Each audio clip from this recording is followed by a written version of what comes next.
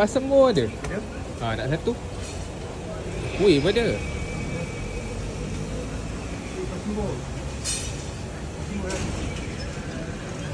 Bajak buah ada, bajak buah ada, nasi ayam ada. Oh ni nasi ayam. Ni nasi ayam ah. Ni Oh nasi ayam belakang. Ni apa? ni nasi lemak, Nasi lemak. ni laksa. Oh laksa pun ada.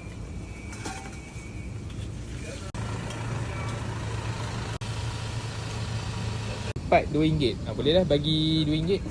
Cuma RM3 campur je. Ni 5 RM3. Ni sama. RM3. Ni RM3. RM3 nak RM3. berapa?